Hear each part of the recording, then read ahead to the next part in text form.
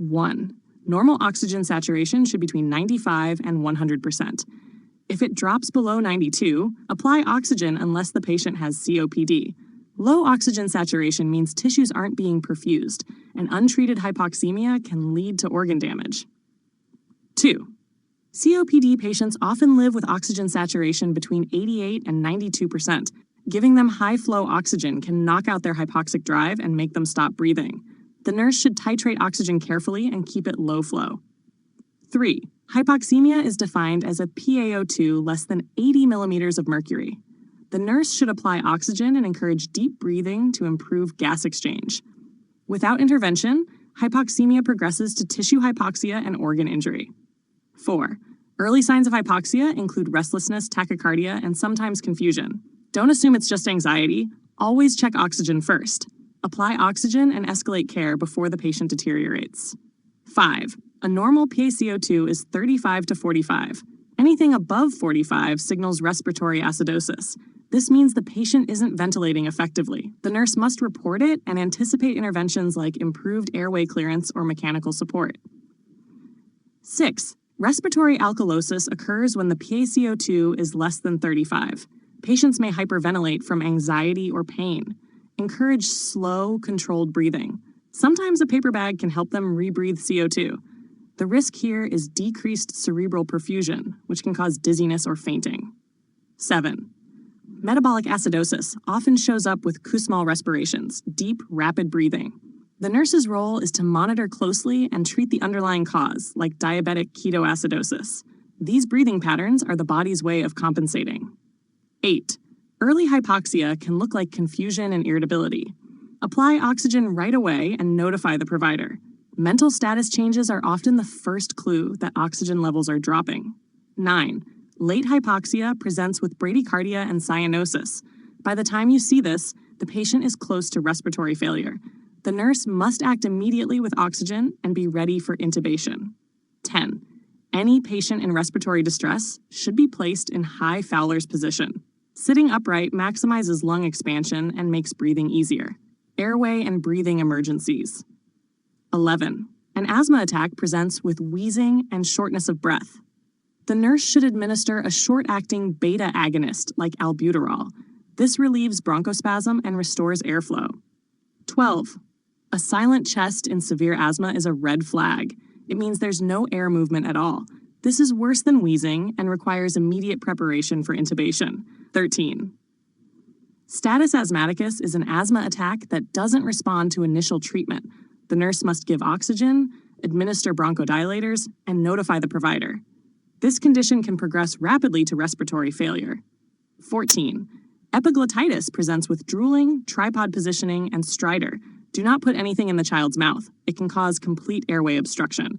Prepare for emergency airway management. 15. The universal sign of choking is clutching the neck. The nurse should immediately perform the Heimlich maneuver to clear the airway. 16. Stridor after extubation signals laryngospasm. This is an airway emergency. Call a rapid response and prepare for re-intubation. 17. Anaphylaxis causes airway swelling and can quickly become fatal. Give intramuscular epinephrine and provide airway support. Acting fast here saves the airway and the patient's life. 18. Obstructive sleep apnea is marked by loud snoring and daytime sleepiness. Teaching CPAP compliance is critical because untreated sleep apnea increases the risk for hypertension, arrhythmias, and even sudden cardiac death. 19. If the Heimlich maneuver doesn't work and the choking patient loses consciousness, begin CPR immediately. Chest compressions may dislodge the obstruction while keeping circulation going. 20. For tracheostomy care, always keep the obturator and a spare trach tube at the bedside. If the trach becomes dislodged, you'll need them to reinsert quickly and save the airway. Mechanical ventilation. 21. A high-pressure ventilator alarm usually means an obstruction, such as secretions or a kinked tube. The nurse should suction the patient and check the tubing. If ignored, the patient won't get adequate ventilation. 22. A low-pressure alarm usually means disconnection or a cuff leak. The nurse should reconnect tubing or assess the cuff. If untreated, the patient may be breathing room air instead of receiving ventilatory support. 23. Ventilator-associated pneumonia can be prevented with regular oral care every 2 hours and elevating the head of the bed 30 to 45 degrees. This reduces aspiration and infection risk. 24. Suctioning should last no more than 10 to 15 seconds. Always pre-oxygenate before suctioning to prevent hypoxia. 25. If a patient is accidentally extubated, the nurse must immediately use a bag valve mask to ventilate and call for help. Quick action prevents hypoxic arrest. 26. Always verify endotracheal tube placement with a chest X-ray. Misplacement into the esophagus or a mainstem bronchus can cause hypoxia or lung collapse. 27. After intubation, assess for bilateral breath sounds and check oxygen saturation. Unequal breath sounds can mean the tube went into one lung. 28. If the FiO2 is greater than 60% for more than 24 hours, there is a risk of oxygen toxicity. The nurse should use the lowest effective oxygen concentration. Oxygen is life-saving, but too much can damage lungs. 29. PEEP, or positive end expiratory pressure, keeps alveoli from collapsing, but it can also cause hypotension or barotrauma. Monitor blood pressure and lung sounds closely. 30. During ventilator weaning, watch for tachypnea, anxiety, and hypoxia.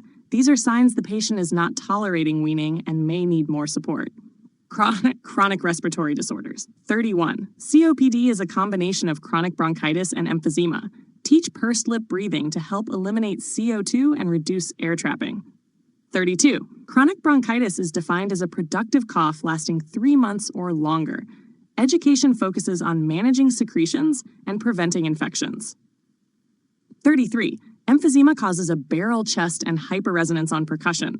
Encourage small, frequent meals because large meals increase oxygen demand and worsen dyspnea. 34. COPD patients are at risk for polycythemia due to chronic hypoxia. Monitor hematocrit levels since thickened blood increases clot risk. 35. Cor pulmonale is right-sided heart failure caused by COPD. Monitor for peripheral edema and jugular venous distension. Early recognition prevents worsening failure. 36. In COPD, the drive to breathe is triggered by hypoxia, not CO2 levels. Giving too much oxygen can stop their breathing. Nurses must avoid over-oxygenation. 37. Smoking cessation is the most effective way to prevent COPD progression. Nurses should stress that quitting makes the biggest difference in survival. 38. Pulmonary rehabilitation improves exercise tolerance and quality of life for COPD patients. Encourage participation in structured programs. 39. Incentive spirometry prevents atelectasis. Teach patients to use it 10 times per hour while awake to expand alveoli. 40. The tripod position improves breathing in COPD and asthma by opening up chest muscles and improving airflow. Acute respiratory disorders. 41. Pneumonia presents with fever, productive cough, and crackles in the lungs. Encourage coughing, deep breathing, and appropriate antibiotics. Positioning and mobilization are key to recovery. 42. Patients with dysphagia or stroke are at high risk for aspiration pneumonia. Feed upright and use thickened liquids when appropriate. This prevents aspiration events. 43. Tuberculosis presents with night sweats, weight loss, and hemoptysis. Place the patient on airborne precautions, including an N95 mask and a negative pressure room. 44. A positive PPD means exposure to TB, not active disease. Nurses must differentiate between latent infection and active illness. 45. Active TB requires 4-drug therapy with rifampin, isoniazid, pyrazinamide, and ethambutol. Stress medication compliance because missing doses leads to resistant TB. 46. Rifampin turns body fluids orange. This is harmless, but patients must be warned so they don't think it's blood. 47. Isoniazid can cause liver toxicity and peripheral neuropathy. Give vitamin B6 to prevent neuropathy and monitor liver function. 48. Acute bronchitis is usually viral and needs supportive care, not antibiotics. Nurses should educate patients about rest, fluids, and symptom management. 49. Influenza causes sudden fever, chills, and body aches. Annual vaccination is the best prevention, especially for vulnerable populations. 50. Post-operative patients are at high risk for atelectasis. Encourage early ambulation, coughing, and use of the incentive spirometer to keep alveoli open. Pulmonary embolism. 51. A pulmonary embolism presents with sudden chest pain, shortness of breath, and tachycardia. The nurse should apply oxygen immediately and notify the provider. This is a life-threatening emergency because a clot has blocked blood flow to the lungs. 52. Deep vein thrombosis is the most common cause of pulmonary embolism. The nurse prevents this by using compression devices, encouraging movement, and administering anticoagulants as ordered. Preventing DVT prevents PE. 53. Postoperative patients are at very high risk for pulmonary embolism. Encourage early ambulation, leg exercises, and proper hydration to reduce that risk. 54. The gold standard test for diagnosing a pulmonary embolism is a CT angiogram. Nurses must prepare patients for imaging and anticipate rapid treatment once the diagnosis is made. 55. Regular leg exercises are simple but effective for preventing pulmonary embolism. Encourage patients to flex and extend their feet or walk frequently, especially after surgery. 56. Pulmonary embolism is a true medical emergency. Treatment includes anticoagulants or, in severe cases, thrombolytics. The nurse's role is to administer therapy quickly and monitor for bleeding complications. 57. When giving heparin, monitor the APTT to ensure the dose is therapeutic. Too low means no protection, too high means bleeding risk. 58. When giving warfarin, monitor INR and keep it between 2 and 3 for most patients. Consistent monitoring keeps the patient safe from both clots and hemorrhage. 59. Thrombolytic therapy, such as alteplase, is contraindicated in patients with recent surgery or active bleeding. Nurses must screen carefully before administration to prevent catastrophic hemorrhage. 60. A Greenfield filter, placed in the inferior vena cava, catches clots before they reach the lungs. Nurses should educate patients that it prevents pulmonary embolism, but does not prevent clot formation in the legs. Pediatric respiratory.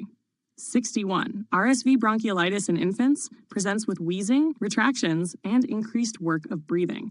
Suction the airway and provide humidified oxygen. Infants tire quickly, so early support is essential. 62. Cystic fibrosis causes thick mucus in the lungs and a salty taste on the skin. Pancreatic enzymes should be given with every meal to help digestion and nutrient absorption. 63. Cystic fibrosis lung care includes chest physiotherapy and nebulizer treatments to mobilize secretions. Daily airway clearance is the cornerstone of management. 64. To prevent sudden infant death syndrome, always place infants on their backs to sleep. Avoid soft bedding and overheating. Positioning is life-saving. 65. Croup, or laryngotracheobronchitis, presents with a barking cough. Cool mist therapy and racemic epinephrine help reduce airway swelling. 66. Pertussis, or whooping cough, causes severe coughing fits with a characteristic whoop. Provide airway support, give antibiotics, and use droplet precautions to prevent spread. 67.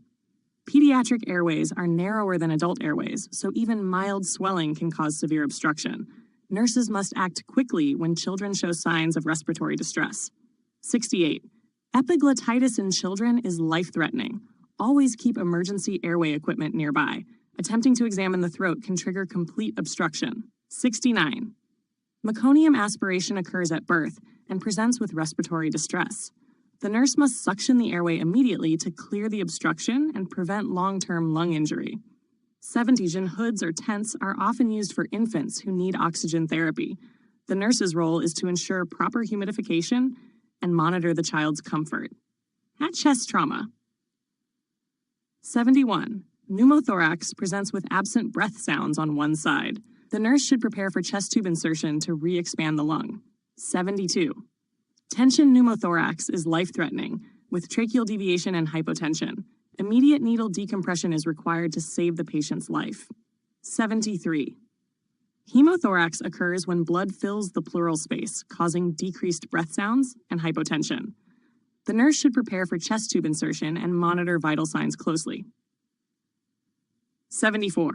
Chest tubes should always be kept below the level of the chest. If placed higher, drainage can flow backward and cause complications. 75. Bubbling in the chest tube drainage system should be intermittent with respiration.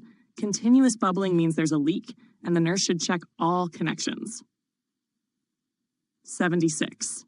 If a chest tube becomes dislodged, cover the site with an occlusive dressing taped on 3 sides. This prevents air from rushing in and causing a tension pneumothorax. 77. Crepitus, or subcutaneous emphysema, around a chest tube site indicates an air leak. Monitor and notify the provider. 78. When removing a chest tube, instruct the patient to perform the Valsalva maneuver to prevent air from re-entering the chest cavity. 79. Flail chest from blunt trauma shows paradoxical breathing.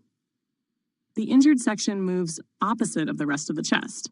These patients often need intubation and mechanical ventilation. 80.